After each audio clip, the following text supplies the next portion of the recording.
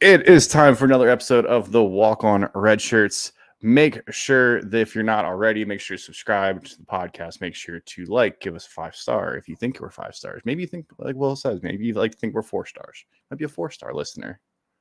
Could be. Listen, there's enough stars out there for everybody, but there's only a few of you could be 5 stars, and we appreciate you.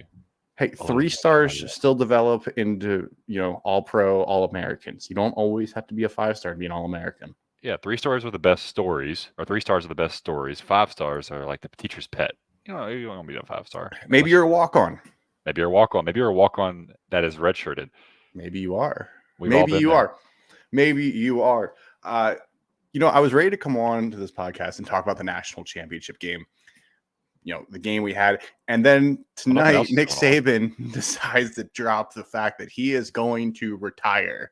And he does it immediately. He does it in a statement. He doesn't even – I thought that was strange, but this is probably the most Nick Saban-esque way possible. I bet he's already spoken to the team. I'm sure he'll do something in front of a camera. He probably needs – I mean, it's probably going to be an emotional thing for him, and I don't see Nick Saban wanting to show any emotion in front of anybody. But I got a very important question for you, Jake. Are Alabama fans more sad or are Auburn fans more happy? I think Auburn fans are over the moon right now. I think Auburn fans are on another level. I think Alabama fans are they're sad. This is their legend. This is their guy. But at the same time, he gave them 6 national championships. College football fans would die to have 1 national championship, and he gave you 6 in the matter of 17 years. He averaged more than 1 championship every 3 years. And this was the first class of juniors that did not win a national championship, which is the most insane stat I've ever heard. Jake, we're about to lose about 3 legends in the coaching realm in terms of Bill Belichick, Pete Carroll, and now Nick Saban. Bill Belichick is still a legend, but it's just insane. And you brought up a fun fact about Pete Carroll. Do you want to share that with the people? Yeah. Interesting thing is that in 1980, Nick Saban replaced Pete Carroll as the defensive back coach to Ohio State. Very, very interesting. But the press clipping says Nick Saban, an assistant at West Virginia, has been picked by Ohio State head coach Earl Bruce to become the secondary defensive back coach. Who could forget? Saban will replace Pete Carroll, who left OSU after the Rose Bowl game to be the North Carolina State defensive coordinator. And can you imagine, since the 80s, maybe even prior to that, Pete Carroll's been chomping on gum as hard as he's been. How does he not have jaw arthritis? Money. Yeah, that's true. That's true. South Park put it best. Money fixes all. But when you've got way more money than we do. I will say that, Jake said, every night, my family, we after we say the blessing over supper, we say 3 things we're thankful for. And my wife looked at me, rolled her eyes, and shook her head because I'm such a degenerate college football fan. Because one of the things I was thankful for was to have been able to witness the Nick Saban era, to be around, to be coherent. And honestly, that is something I'm very thankful for. All jokes aside, I did enjoy the 2016 and the 2018 seasons of Alabama a lot because of their end result. But being able to see what a coach has been able to do over that long period of a time is honestly miraculous. And now that he's gone, I'm able to give him his flowers and respect him more because I don't have to worry about seeing him anymore. The bad man is gone. But I mean, Jake, that's so hard to sustain. I mean, it's how many coaches have we thought have come in, but they've been a flash in the pan. You think of Ed Orgeron off the top of your head, Lincoln Riley, and they haven't. They get to the pinnacle. Jimbo Fisher, they get to the pinnacle of college football, but then they what do they do after that? They can't sustain success. Ed Orgeron was gone within 2 years of his national championship. Why am I blanking on the Auburn coach with Cam Newton? Gus Malzahn. Right? Yes. No, before Malzahn. I get him confused. I know who I'm talking about. He's the guy that came from Iowa State, had 6 wins and then became their coach. But anyways, he was gone after 2 years after they won a national championship because he was winning 4 games a year. Yeah, and it's crazy. So sustained success is one of the hardest things to do in anything in life. And Nick Saban was the Gene Chizik child Gene Chizik. Yes, Gene Chizik. I'm sorry, folks. I'm gonna go ahead and tell you. You could tell me I don't know ball. I get Gus Malzahn and Gene Chizik confused all of the time. Same person. And yeah, they're the same person. Can I still know ball? Maybe I lost a step or two, but I said I was thankful for one of my three things that I got to see Nick Saban. So that gives me my points back. They cancel out. But in all seriousness, seeing Nick Saban at LSU, seeing the comical journey to the NFL and out of, and then at Alabama, what he was able to do. I mean, Alabama's a historic and traditional powerhouse, but they weren't until Nick Saban came back. I mean, they were kind of bad. I'm forgetting Shula. Mike Shula was the coach, and he comes in and takes over. Was it Mike Shula or Don Shula? Who was the coach when he? Mike Shula was. Mike Shula's the coach. Nick Saban comes in, replaces him, and we don't really know what Alabama is, and he just takes it off. And I mean, hats off to him. He's a recruiting powerhouse. He sends guys to the NFL like it was. I mean, it was his job, but he was an NFL factory. So to add to that, sustained success is tough. It's also tough to create college football players who are really good and elite on the college level, and then can also be really good and elite in the NFL level. He did both, and it's so difficult. It's so difficult. The reason I say that, the games are so different. So sometimes the guy's an elite in the college sports, and a guy's able to make those a lot. You think of Chip Kelly, and he's making all these great guys in college. When they go to the NFL, they don't really pan out. Nick Saban's making guys who are elite in college and elite in the NFL, and he did it for. And then they become elite NFL coaches now too, because you got DeMeco Ryans making the playoffs, who played for him. Nick Saban's legacy, I don't think we can ever say enough about it. What he did to college football, he changed the sport. He was the one that struck fear into any program, no matter how good you were. Even, you being a Clemson fan, knowing the fact you're facing Nick Saban, that there is some other generation form. I don't even know what the word is, that that he's got something, the intangibles of just being able to win these college football games. Yeah, for sure. He's got it when it comes to coaching. We talk about it with players all the time, the it factor, but he has it when it comes to coaching. I mean, I don't like to talk about it, but we go back to my senior year. Dude calls the onside kick coming in the second half. I mean, stuff that people just don't do, especially coaches who haven't been there before. But dude's calling an onside kick in a game in which they're trailing by 10. And I will, full disclosure, we were actually told right before that, watch out for the onside kick, and it still worked. It still worked. We knew it was coming. We were warned. But this guy he has changed how people coach. He's changed how people recruit. I mean, the recruiting game has changed immensely, and because you're trying to compete with Alabama, and now it's like, all right, I can't just recruit in my backyard to beat Alabama. I have to go nationwide, and it's just been really cool to see how the game's changed because of him. And you can't just look at his tenure and be like, well, it's because of his assistant coaches. It's because of his coordinators. Because a lot of his coordinators should become head coaches. He was a coach. He didn't ever really have a coordinator for more than a couple years.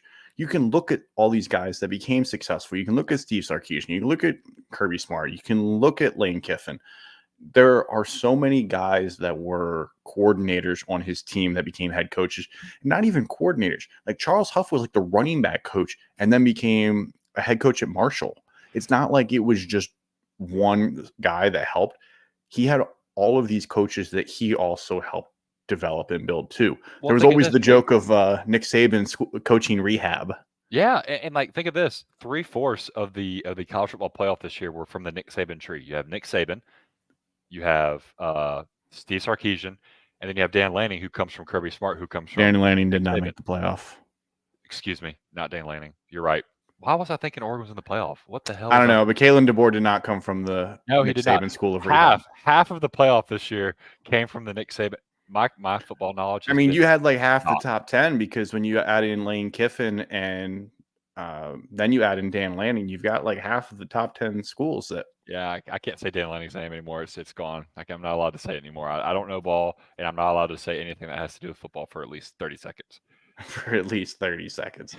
Yeah, we'll hold you to that one.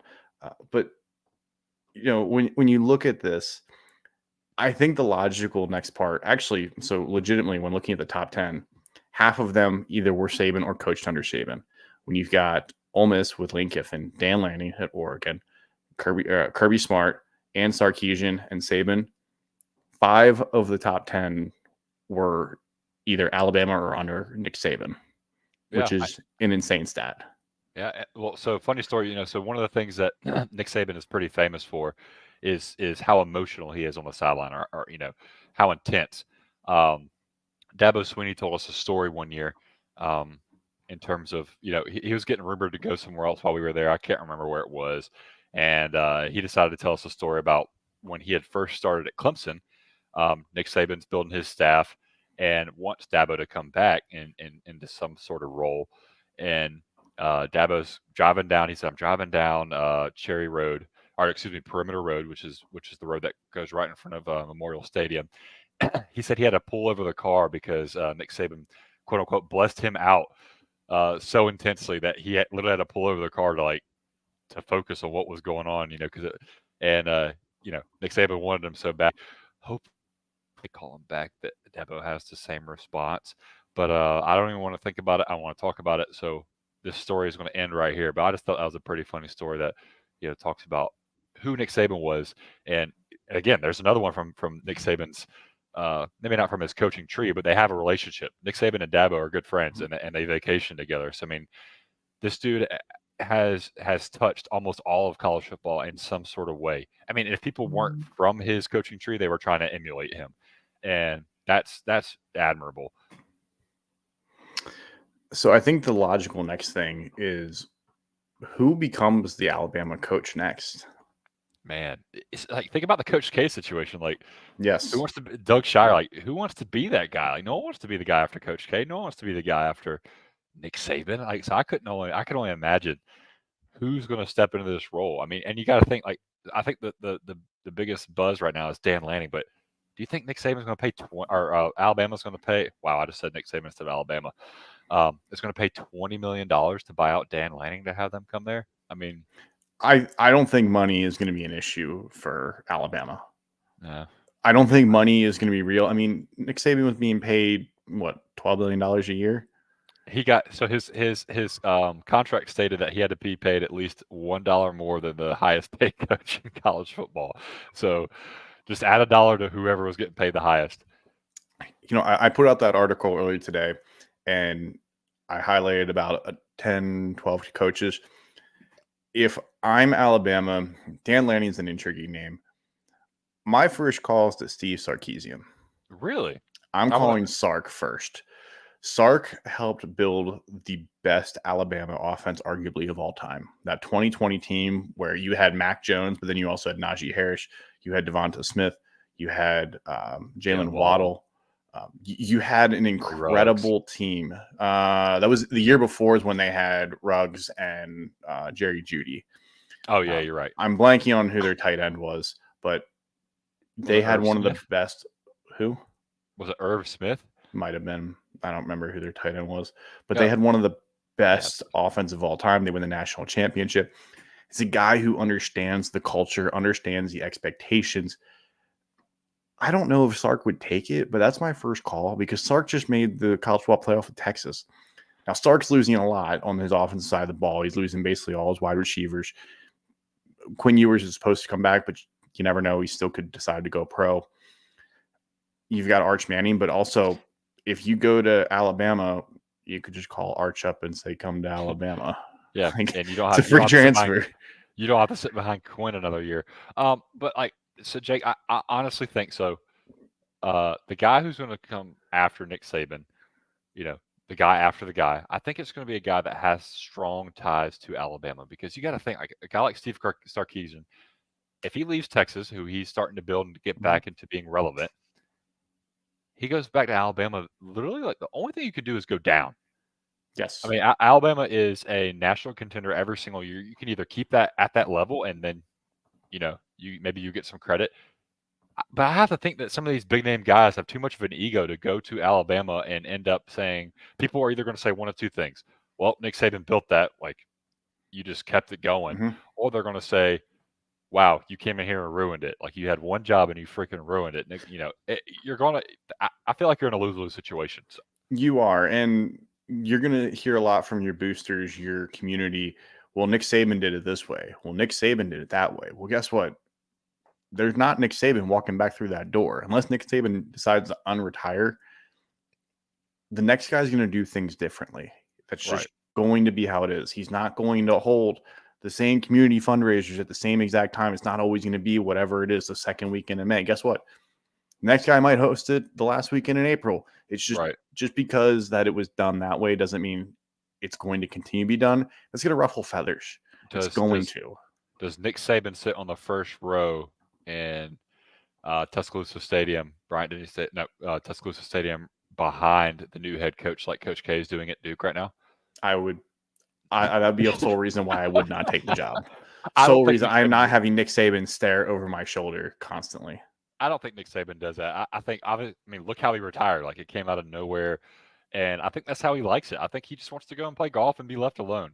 And I mean, I think we'll see him at an Alabama game, and I think whoever the coach is going to be is just going to have to turn around and clap and act like they're not embarrassed because the place will go nuts when that dude walks back in that stadium. Yes. One guy I threw out there, which I think could be intriguing because I Don't think he say could it. be the guy after Saban because he'll be the fall guy. Don't say it. Eli Drinkwitz. Oh, okay. Yeah, I think that's honestly like that was my favorite one that you offered up. I mean, he's built Missouri into being relevant. Who did that last? And he's a guy that would take that job because it's a clear step up from Missouri. He could take it, and he starts with a pretty strong slate. Now, granted, Missouri is going to be good, but he could also bring a couple of those guys. You're Yeah, not Luther telling me Burden will Luther probably Burden go. wouldn't come play Ryan for Wingo. Alabama. Yeah, I think a You're lot of telling me those these guys wouldn't just come to Alabama. You're telling me Brady Cook wouldn't follow him to Alabama. for sure, for Like, sure. I think that there's a lot of guys on that team that would follow him. Missouri's a really talented roster. And if he's able to keep that, like, not that he's the fall guy, but if the next guy's going to fail, it's a lot easier to get rid of that and then invest a ton of time and money and resources Right. into a Dan Lanning, into a Sarkisian, into a Kalen DeBoer, into a Dabo Sweeney, into guys that aren't going to deal with that. Right. Like I'll be interested to see. Eli Drinkwitz is at that awkward area. It's like, has he made Missouri into his program? I mean, because he's right. He just won the Cotton Bowl. They just had their best season in a long time. It's like he could step away from that program and hit that number. I think Dan Lanning's right past that cusp. I think Kirby obviously is past that cusp. I think Dabo is past that cusp. So Chase Edwards says Kirby has the first right of refusal for any and everyone. Honestly, yeah, okay. So Alabama should call Kirby Smart, but the problem is I don't think Kirby Smart even answers that phone call. Kirby Smart played at Georgia. Like, I don't think that's not even worth a phone call. I think Alabama's boosters are smart up. They're not. I mean, yes. Does Kirby have the right to the first phone call? Probably. I don't He played think at Georgia. He's not going to go. Yeah, they know better. They're not going to do that, and they'd have to pay him, gobs of money. Again, I don't think money matters. No. But I don't think Kirby. I think they have to know Kirby Smart's not going to go to Alabama. No. That's why a lot of the name being thrown out is Dan Lanning, Steve Sarkisian, guys that have ties, but also are more potential to leave their job. Like you also brought up D'Amico Ryans, and I know that's a long shot because of what he's doing with the Texans, and honestly, the NFL landscape is a lot more lucrative in terms of schedule. Like coaches have time off, but I think D'Amico Ryans, like being a guy from Alabama, I think he would be welcomed with open arms by the Alabama community, and honestly, it wouldn't hurt as bad. Like I feel like people would give him more time to either sustain or to get it back to a formidable program after Nick Saban left it. So I like his name being thrown in there. I don't know how realistic it is, but I do like his name being thrown in there.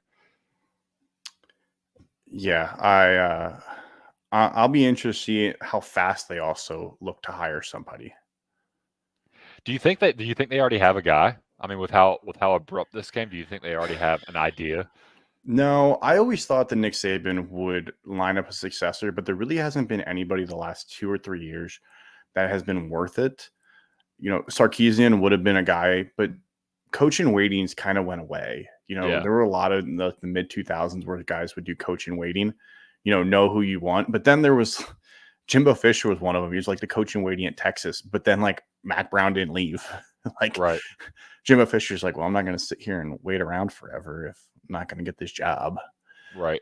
So yeah, the coach and waiting, but like, Ryan Day was like basically named coach and waiting at Ohio State, but it was basically under the understanding Urban Meyer was going to be retiring at the end of that year. Do you think Jamie Chadwell has a shot?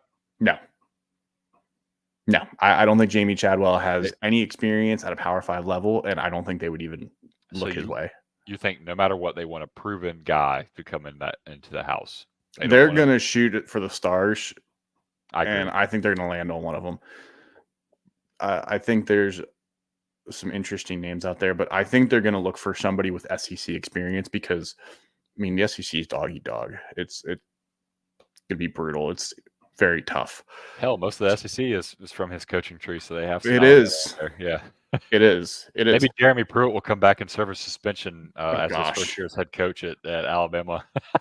Oh gosh, the one that I think is interesting is Ole Miss with Lane Kiffin. Yeah. Lane Kiffin followed up Pete Carroll at USC and flopped. Does he really want to follow up another legend at Alabama? I think Lane Kiffin is the kind of guy who wouldn't give a damn. They're going to pay him a bunch of money. I don't think you're wrong. He would go and do it, but I think he kind of man. Lane Kiffin is very interesting too because yes, they just got on all these transfers, but you see like a big name guy, the guy. I know there's a lot of speculation with Quinshad going out and like that being a Quinshad personality issue, but maybe Quinshad kind of saw the writing on the wall with Lane Kiffin wanting to leave. I don't know. You don't know what's being said behind closed doors, and a lot of this stuff. There's a lot of stuff that goes on in these team meeting rooms and these coaching offices that never gets leaked out. So get ready for the Lane train. We got Brenton Bender who's saying that's who he thinks coming on. So I wouldn't doubt it. I would not be shocked to see Lane Kiffin come there. I would put him like 4th or 5th, honestly. I think Lane Kiffin's personality can kind of rub people the wrong way. Oh, 100%. That I don't think he jives with the whole Alabama culture. I don't think he does either. How about Urban Meyer, Jake? My hot take is Urban Meyer's over college football. He can't manage in this situation. He used to be somebody that way too many co-eds down in Alabama. But he was always somebody like if you watched the documentary this past summer, he had to manage everybody's schedule, know exactly when people were doing things, to take control. Now players have way more control. The transfer portal, NIL. Players are going to say, if I'm not getting my money, I'm leaving. You can't be as ruthless in today's game or else you're just going to lose your roster. So Jake, who do you think is the most far-fetched person that has a shot at this job that maybe, that you would, it would be shocking to everybody, but who do you think that guy is out there right now? Here's an interesting one, and I have no idea if he would even take this job. Jedd Fisch at Arizona. So Jedd Fisch is mainly an NFL guy. Really hasn't coached in college a ton other than, Arizona. He coached at UCLA for a little bit. Was a GA at Florida back in the late 90s. But Jedd Fisch is really good right now. Like Jedd Fisch is a hot name. Like Jedd Fisch went 10-3 this past year. Like I think if you start going down the list and guys just say no because they don't want to follow a legend, I think that you could say you could look at Jedd Fisch, and with them moving to the Big 12, and the Big 12 is kind of a weird situation next year, Jedd Fisch would leave Arizona for Alabama 100%. 100%. Talk about resource change. Do you think Mike Norvell has any interest in Alabama? I think Alabama doesn't have interest in Mike Norvell. That's what I was about to say. I don't think there's a shot Mike Norvell goes. I don't know. No offense to Mike Norvell, but he hasn't proven himself enough yet.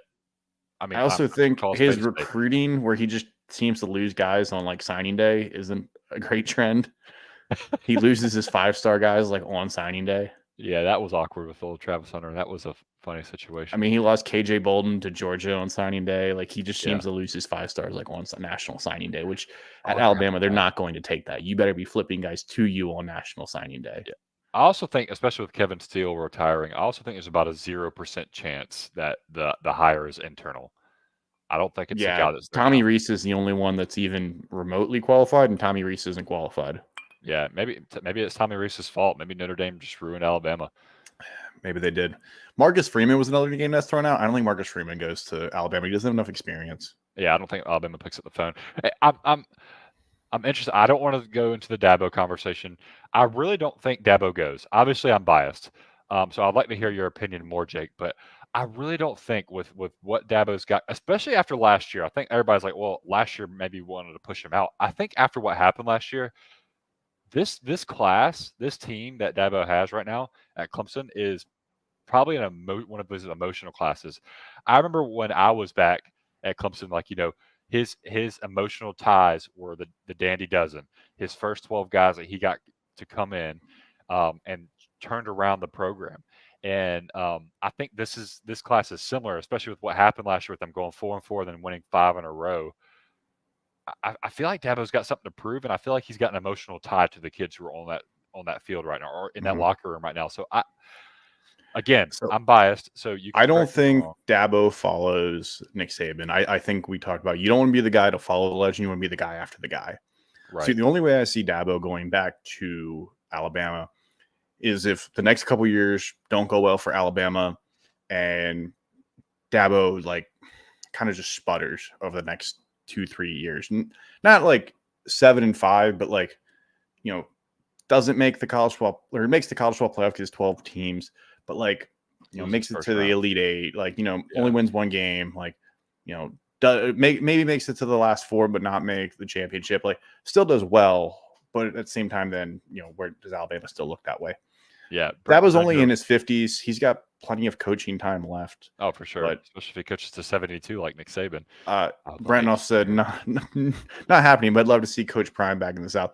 I don't think Coach Prime is a fit at Alabama. I don't think culturally he's a good fit. I don't think he is what they're looking for. That would be hilarious, though. I mean, that would. Oh gosh, I would don't love think to see Prime in his shades and his Bear Bryant houndstooth fedora. Gosh, could you imagine? Prime walking around on a Bear Bryant fedora would be insane. Yeah, I don't think Lincoln Riley is an option, and I don't think Lincoln Riley would leave USC. No, I don't think Lincoln Riley had a Heisman Trophy winner, went 7-5. Yeah, I don't think they're going to look his direction. He also doesn't know how to coach a defense. I think he's done. No, that is how Alex Grinch stole the defense. But what about James Franklin? No. Oh my God, James Franklin has the best agent in the world getting his name thrown out there. James Franklin might have the best agent in all of college football, getting his name to be thrown in there when nobody at Alabama is even going to look his direction. Yeah. Do you think they pick up the phone, call Mario Cristobal down in Miami? No. Cristobal played at Miami. I know he coached at Alabama, but Cristobal hasn't done enough the last 2 years at Miami to even be worthy. I don't think he did enough at Oregon. No, he's been a slightly above average coach, good enough not to get fired, not good enough to really get a promotion. The only reason he went to Miami because Manny Diaz was subpar. Like, I don't really know who they're going to go after, because you need a very specific guy. I don't think you're going to find a long-time guy. Like, you're not going to get a Kyle Whittingham to go to Alabama. What are the odds Kalen DeBoer ditches what he's built at Washington to come down? I could see that. It really depends. Like I said, if they want an SEC guy, Kalen DeBoer is a Midwest Western guy. It's a very different culture. Coached in the FCS, coached in Indiana for like 1 or 2 seasons, been at Washington. Very different culture, very different way of playing football. I think he could find success there. I think he could, but is he willing to leave Washington?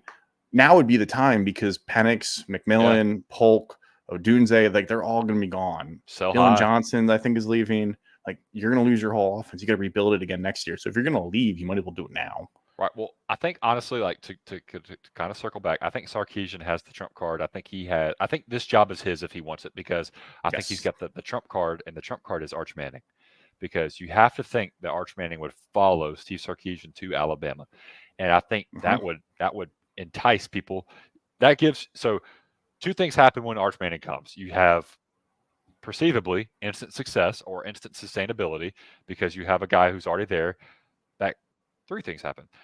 If an Arch Manning walks into the door, you have to think guys aren't going to transfer out because they're going to want to play with him. Another thing's going to happen is recruits are going to want to play with him. So now a lot of the Hmm. recruiting class, sans Ryan Williams, who's already decommitted, he's going He to was recommit. leaving anyways. That dude Yeah, had visits lined up still. which is anyway. That's a whole other conversation. So I think it's Sarkisian's job to lose. Jelani Davidson, since Jake, the Ohio State stand over here, won't shout out our Michigan people that just got in the We're chat. getting to the game later. This is having me breaking news. Well, I just want to just tell this person I appreciate them coming in and shooting us a comment. Thank you. You are a 5-star listener, sans Connor Stallions. Even though Connor Stallions probably told you to come watch this podcast to put that comment in here. But anyway, I think this is Sarkisian's job to lose. Because of Arch Manning, because of his ties to Alabama, because of his offensive success, because of recruiting success. But I'm very curious to see what happens. This is going to be exciting, and I think we'll know by the end of next week who the successor is. Spring Yeah, ball's about to start. I'd say 1 week from Oh, now winter we ball. have a really good idea, at least of one or two keyed in on candidates. I don't know if we'll have them hired in 1 week, but it wouldn't surprise me in the weekend that there's actually like people they're keyed in on. So we'll see. I don't think they go with a coordinator though.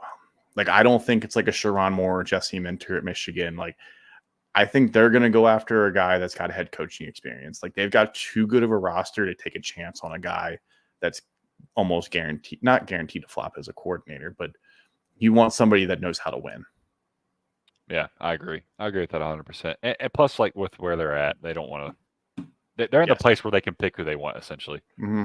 You usually have the pick of everybody for the most part. You know, there's probably 95% of the jobs that you could take. There's probably only out of 130 coaches, 5 that are just without a doubt not even going to really take the phone call. Let's name them. Oh, not even take the phone call.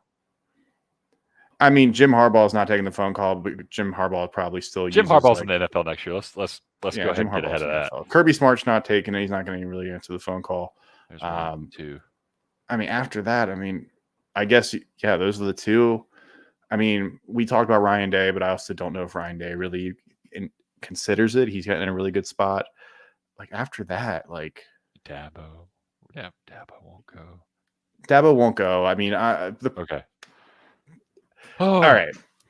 Enough of Nick Saban. Let's move on to a game that actually happened this week. Michigan won the national championship, but somehow that's not the biggest news of the week. Thanks, Nick Saban. You cooked the national championship. Nick Saban said, Michigan, you think you break the internet? I'm actually going to break the internet. Yeah. This is, yeah. Michigan dominates this game, but the game was relatively close for 3.5 quarters. It was a 1-score game for 3.5 quarters until Michael Penix throws an interception on 4th down. Jake, I want you to by yourself explain to me how in the hell JJ McCarthy was the MVP of this game. Please explain this to me. JJ McCarthy was the worst quarterback on the field. Penix didn't even play well. He was still better than JJ McCarthy. Who picks the MVP? That was I don't know. Should have been Coe for the running backs. 100%. Like give it to Corum and Edwards. Edwards had 3 rushes for 900 yards. Like Edwards had at one point had 2 rushes for 89 yards and 2 touchdowns. Like and they were the 2 longest rushes that Washington had given up all year long. Donovan Edwards set the tone early because that first run, he runs into his offensive lineman's back, straight into his ass, bounces it outside, and just turns the Jets on and runs away from everybody. Scores again in the first quarter, has 90 yards and 2 touchdowns, and really set the tone for the game because Michigan was showing their ability to run the ball, what they've been able to do all year long. And for the life of me, I still don't know why they didn't give Donovan Edwards the ball more this year. Yeah, you have to think something was going on. Maybe he was hurt, undisclosed injury. It's not beneath Jim Harbaugh to not release information that's pertinent or to be Oh, and entirely truthful. there's plenty of guys that play through injuries all year long. You hear about this in the offseason where, okay, this guy played through, a fractured wrist all year and he's getting surgery in February to repair it. Like, Yeah, that happens all the time. So there's a chance that it could have happened, or he had something happening during, the year. But the guy played in every game. It's not like he, sat out half the year. He just didn't have a good year. And then he was fresh in the national championship game and just turned on the Jets. And Michigan's offensive line was crucial here they were because dominant. they were opening the holes for the running backs. And what I still don't understand were some of these throws that they were like forcing JJ McCarthy to do. Like, first down, they're throwing the ball and it's incomplete. So you're setting up a 2nd and 10. And they struggled moving the ball when they were throwing that early on downs because now even if they get 3 yards or 4 yards on 2nd down, it's 3rd and 6. If they're on their own side of the field, you got to get 6 yards. You run it, even if you get 5 yards, you're not going for it on 4th and 1 on your own side. Like, it just didn't make sense. I know it's very cliche to run the ball on 1st down, but they were running it so well. I thought they should have basically pulled out the Penn State game plan of just like run every play. Yeah, and it was interesting. So you get outside of the traditionally 15 scripted plays. You come into the game with 15 plays that are scripted. After those first 15 plays that Michigan had, where they had 14 points, they went stagnant on offense. Yes, they had 34 points, but that came from crunch time. Where Washington's trying to force things. Like, I was not impressed with Michigan's offense at all. Their running game, yes. Everything else, no. JJ McCarthy did nothing except for one big run on 3rd and 8, and I think it was in the 4th quarter. That was the biggest thing he did the entire game. It was great, but he didn't do anything that wowed me. And the fact that he got MVP it's probably because the fact that that's all they talked about was JJ McCarthy, his mental health, and his meditation the entire game, which was, I mean, do you brush your teeth with your left hand? So, funny story, I did in middle school. My buddy and I used to walk down to the YMCA every day after school and play basketball. We were playing with these older guys, and we wanted to get better, and they knew we couldn't dribble with our left hand. So we were like, hey, let's do everything our left hand. So we had a handshake we did together. We did that all left-handed. We tried to brush our teeth left-handed, which is really hard. But anyway, yes, but that is such a weird story. Why are we talking about that in the national championship? You have nothing else to talk about? There's no other storylines? Weird. One of the plays of the game to me, so with about 3 minutes left in the 3rd quarter, Michigan had 3rd and 8 at their own 9-yard line. Washington gets pressure, and then JJ McCarthy takes the middle for 22 yards. Yep. Even if they stop that for no gain, they're at their own 10-yard line, they're punting. Washington's getting the ball about the 50-yard line. Instead, Michigan gets the ball out to the 50-yard line and punts. Like, that's a very big momentum change because you're now having to go the full distance of the field instead of having to go 50 or 60 yards. Even if you get a field goal, you're getting some sort of momentum. You're moving the ball. But every time it seemed like Washington needed a play to happen, it just didn't. They got a couple stops in the 2nd and 3rd quarter, but when they got the stops, their offense couldn't replicate the same kind of success their defense did.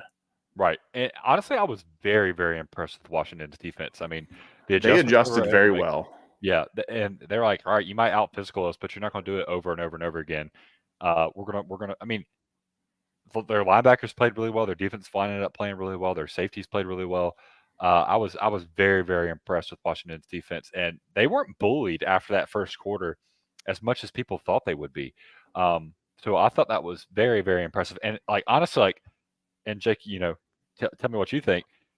I think this game comes down to rather than Michigan playing a great game, it comes down to more of Michael Penix having a bad game. I think Michael Penix missing some very routine throws for him is what is the difference in this game. I mean, you go back to the 4th and 7 play call. I think it was in the 2nd quarter where the guy's wide open and he misses them. That was a walk-in touchdown. And then there's a couple other here and there where like throws that he makes over and over again. Washington dropping the ball. Washington's offense literally and figuratively dropped the ball in this game and cost them the national championship, because I think they had every opportunity to win this game and win this game by double digits, and they just didn't do it. Yeah, and Washington's defense, like you said, they adjusted really well. It towards the end, they just they lost steam. They were on the field so much because Washington couldn't really move the ball either. They were going 3 and out or 6 plays. They weren't really sustaining drives, and even if they were going quick, Washington could score quick. But the problem is they were going like 10 yards, 15 yards, 20 yards. We didn't see Michael Penix hit any of his iconic deep throws. Yeah. Michigan did a really good job of getting pressure. They did a really good job of trying to contain all of the wide receivers. Washington then had to resort to a lot of screenplays. They were getting Jalen Polk and Rome Odunze, in the flat. They were throwing to Jake Westover, the tight end, a decent bit. Washington wasn't able to use their athletes to just beat Michigan on the boundaries. Michigan's got some really good defensive backs, Mike Sandstrom, Will Johnson, are 2 really good defensive backs. Makari Page had a really good game. There were a lot of guys that had really good games on the defensive side of the ball, and Michigan did a great job of containing all of them. Yeah. So back to the MVP conversation. I think Blake Corum's your MVP. 21 carries, 134 yards, 2 touchdowns, a 59-yard rush. I mean, dude, J.J. McCarthy had 140 yards receiving or passing, 31 yards rushing, which all came on essentially one run, 58.4 QBR, and this is the guy, no touchdowns, and this is the guy that you want to name the national championship MVP. Yeah, I don't get it. I mean, 10 of 18 isn't really good. I mean, you just showed that you didn't need him. Basically, you could have stuck basically on. Not that you could have stuck anyone back there, but with how the offensive line was playing, you could have stuck Kyle McCord back there. I will say it. Oof. Oof. I will say it. Give the MVP to Michigan's defensive line or Blake Corum. I mean, Donovan Edwards, even with how well he played, they only gave him 6 touches, which is mind-boggling to me. I mean, Mike Sandstrom basically put the game away with his interception that went back for 81 yards. He basically called the game at that point. Yeah, for sure. Like the one throw that he had that basically felt like the tide had officially turned was the pass to Colston Loveland across the middle where the tight end ran like 50 yards then. What a catch. What a catch. I mean, that was all 6'5" of him and his wingspan to get that ball. And yes, I know like one of the big topics of the game, Jake, was the officiating, maybe the holding calls.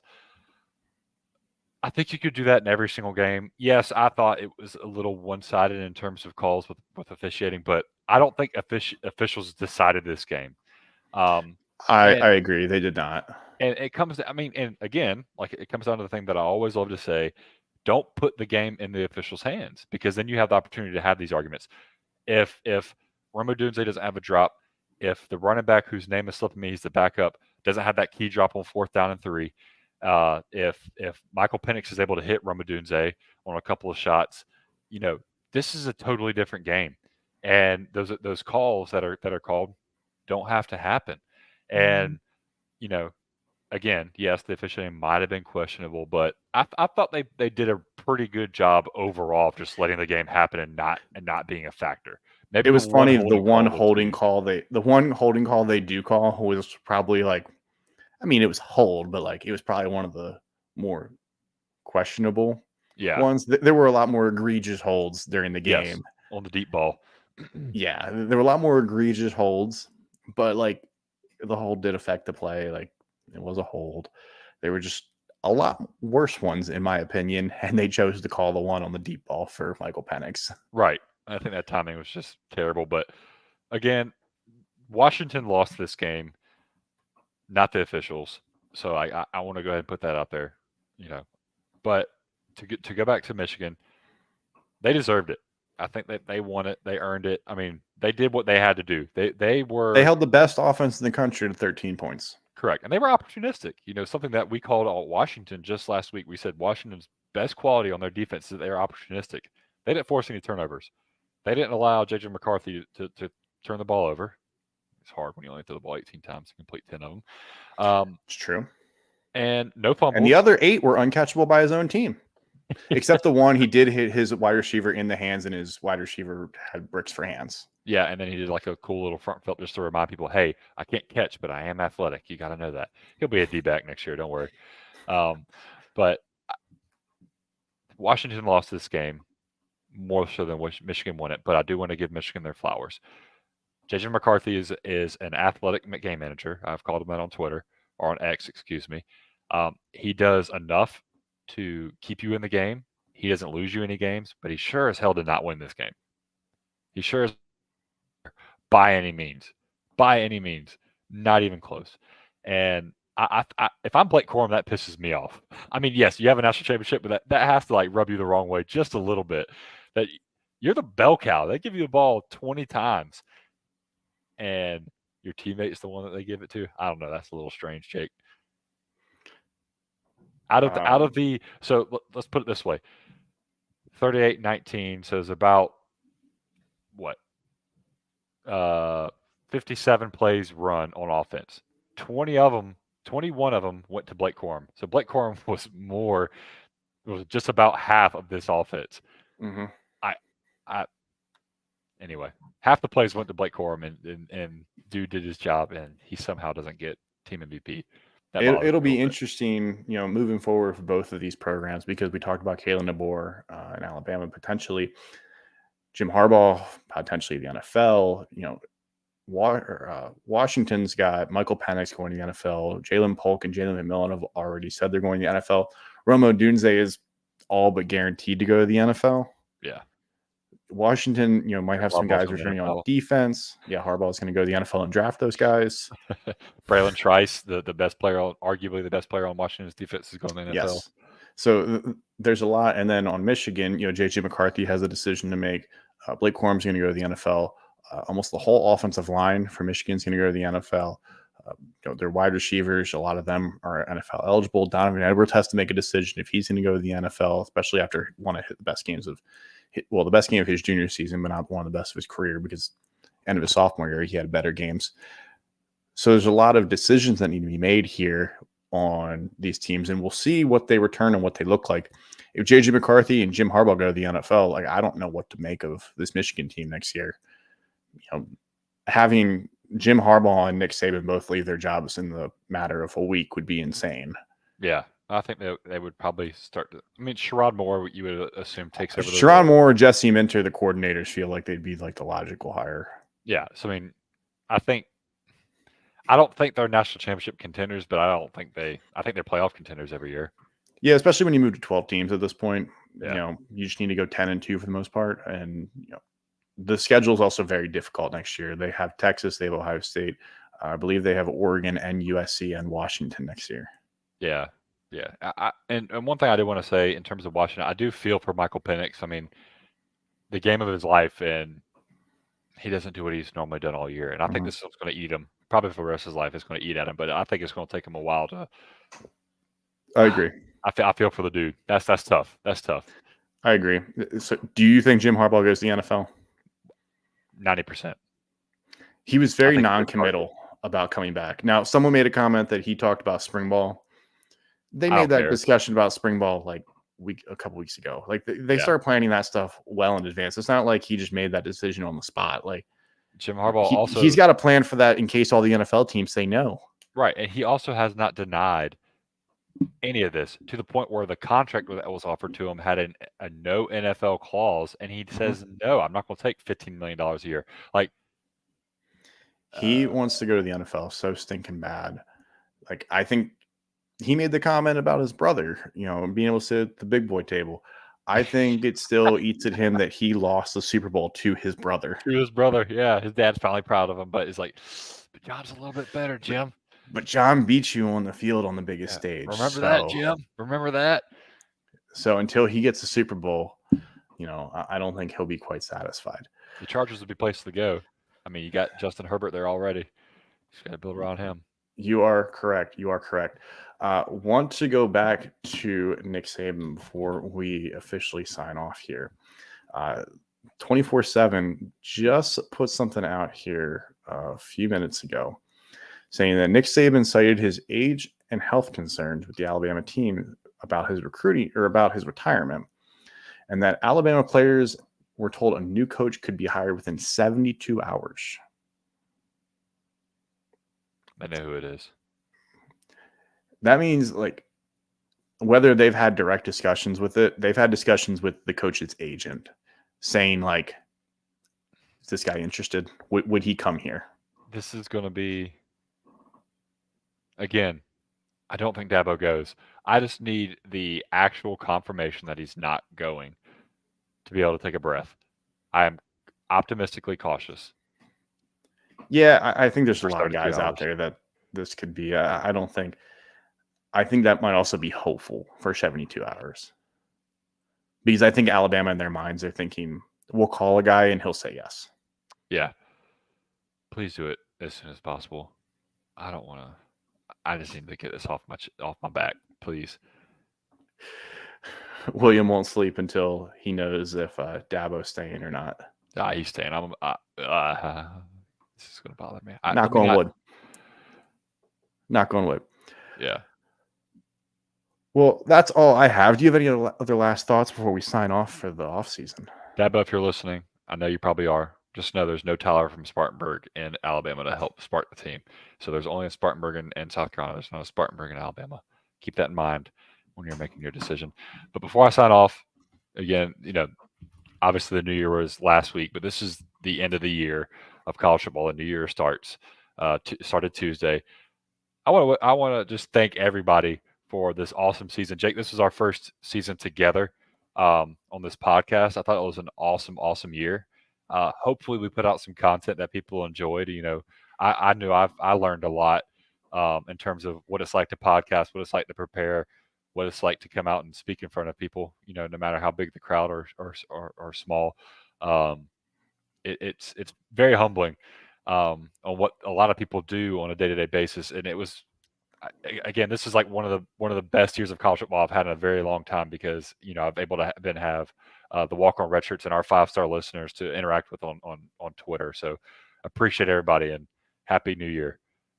Yeah, it's been a great year. It's been a lot of fun. Everything, we've seen a ton of growth, seen a lot of interactions. It's only going to continue getting better. Make sure to stay in touch with us throughout the whole off season. You got a little over 200 days until the first college football game again. We can start the countdown. It's fine. We'll start the countdown, and trust me, there's going to be content we're going to continue to put out. I mean, Jake and I are still reaching out, trying to get interviews. We've got some things in the bag that we think we're going to come out and do. You're going to see this ugly mug on this camera a few more times, people. Don't worry. Don't you worry. Yeah, it may not be every week, so don't expect something every week, but we will continue to have content, drive content out. Make sure to visit the walkonredshirts.com. Make sure, if you follow us on Spotify or Apple, leave us a review, give us 5 stars, 4 stars, whatever you think we deserve. If give us honest feedback, tell us how you want us to get better, especially heading into the next year. We want to know, we want to improve for our listeners. And Jake, I do want to add this. I think some of our best articles come out during the off season. Sneak peek. Spoiler, I'm not saying this is one of the best articles that will come out, but a Position U article may or may not be coming out from a Pacoda type named writer, Walk-On Moose, at Walk-On Redshirts. So, some cool stuff like that might be coming out. People have time to actually focus on other articles rather than doing predictions and other things. So there's going to be some cool stuff coming out. So please, stay engaged, stay contacted. We still have recruiting going on. We still have February 7th, the normal signing day. So there's a lot. Got a lot more interesting with Nick Saban leaving. Yeah. Got a lot more interesting. So with that being said, thank you to everybody who joined in, participated, followed along, interacted with us at all in the past season. We'll definitely be in touch throughout the off season. And we're just over 200 days until the next college football season, guys. We can make it. We got this. We can do it. All right. We'll see you guys again here soon.